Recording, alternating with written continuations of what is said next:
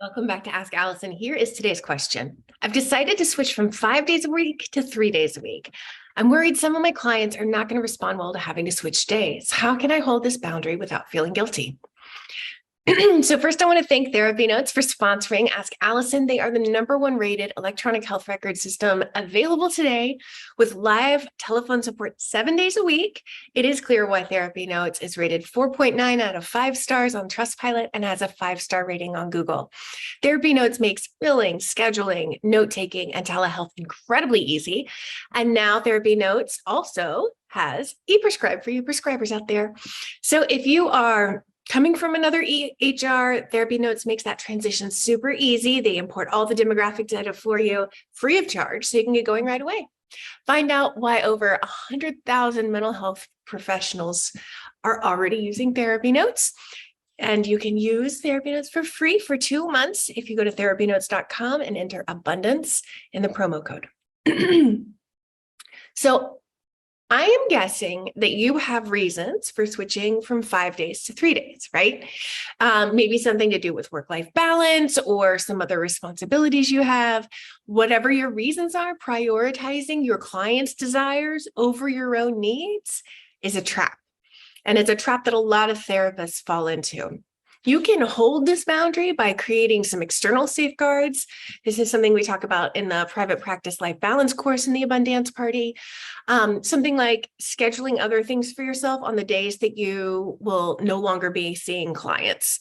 So, or if you're in the office in person, typically then subleasing on the days that you aren't going to be seeing clients. When you say you're afraid that they're not going to respond well, do you mean that they're going to fall apart or be mad at you? So if it brings up a lot of emotion from them, then that's great fodder for therapy, right? Their reaction is information for them and for you. Process it. Don't personalize it or internalize it. Keep talking through it with them. Your clients being angry that they can't see you on Friday, for instance, is unlikely to be anger about not being able to see you on Fridays. It may instead be rooted in feeling not important in many areas of their life, and they're projecting that onto you.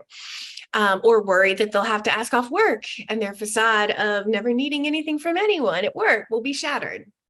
Again, not about you.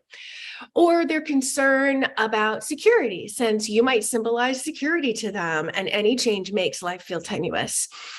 Again, not about you. Just like your choice to go down to 3 days per week isn't about not liking the clients on the 2 days you're not going to be working anymore, right? I'll also say, whether it's changing hours, increasing your fee, getting off insurance, what I see across the board is that therapists overestimate the negative impact it will have on their clients, and they overestimate the intensity of the responses that they'll receive across the board. You are far more likely to hear "no problem" or "good for you" in these conversations than "you're selfish" or "you're abandoning me" type of comments. A happy therapist is a better therapist. You're taking care of yourself. You're making a choice that will allow you to stay in this field longer. You're doing it even though you're scared of what your clients will think. That's fantastic. It's brave. It's modeling for them. I mentioned the Abundance Party. Our community is so supportive around decisions like this. It may benefit you to hear from others about how they've done this. You can join us over at abundanceparty.com.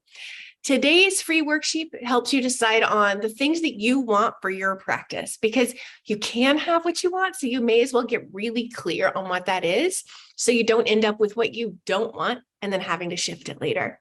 If you guys have questions for me for Ask Allison, please DM me over on Instagram, where I'm abundance_practice_building.